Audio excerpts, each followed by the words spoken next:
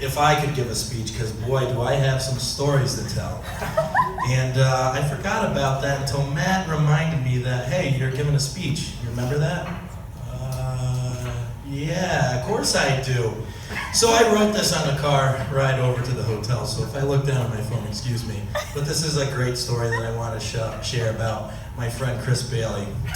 So I've known Chris a long time. We go back to maybe our middle school days, and went to high school together, and then ended up living together in college. So we've become really close over the years, and he's been a really good friend of mine. But the story I wanted to tell was a story about a trip that reminded me very much about a movie. I don't know if you guys have seen it, but it's called The Hangover. So this is our version of it. So it was October 2013. We just maybe a year or two removed from college, and I haven't seen Chris in a while. He moved down to North Carolina, and Halloween, let's come down. He wanted us to come down and see the town, what it had to offer. So I went with Matt, and got off the plane all fired up, ready to go. We put on our costumes. I think I was like a prisoner.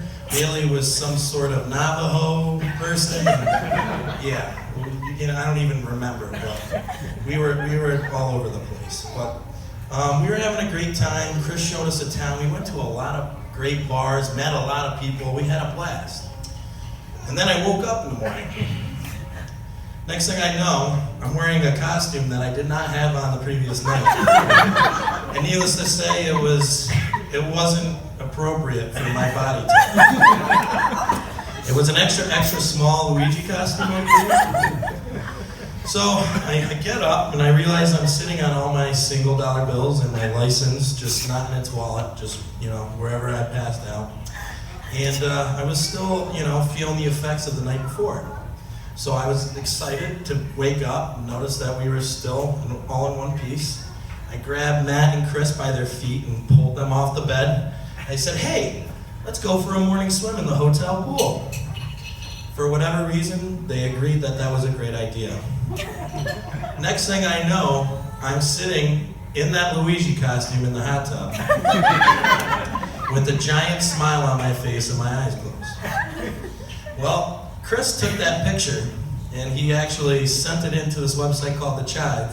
And a few days later, I had a bunch of friends saying, hey, is that you on the front page of The Chive?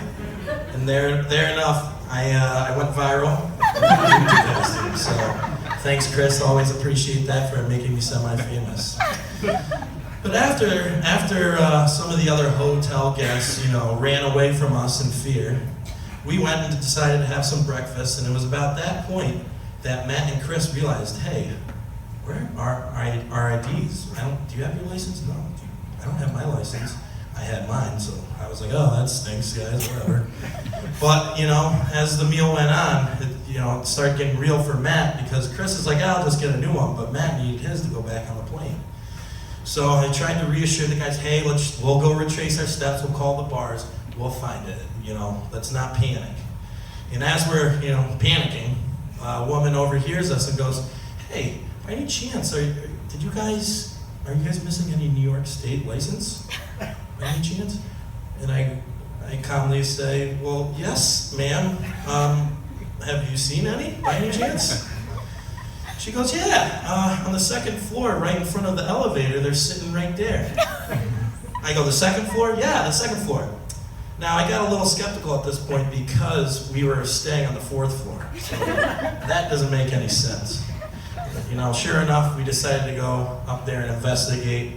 And sure enough, the elevator door opens up, and sitting in this table in front of the elevator, there's a potted plant.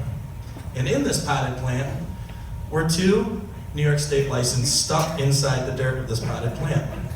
And sure enough, they belong to Chris and Matt. And that's when we realized we should probably take it easy from this point. But enough about Chris. I want to talk about Lauren. Lauren, I've known you since the first day I moved in with Bailey in college. And I'm so glad that you are a neighbor for all these years, and we grew really close. And this day is really special to you guys, obviously, and everyone here, but it's special to me because you're stuck with Chris, and in turn, you're now stuck with me and our land of misfit toys sitting at this table. So, just super happy that you guys invited me and had me share this moment with you guys. I love both of you, and let's celebrate and enjoy the rest of the evening. Thank you. All right, so ladies and gentlemen, hang tight.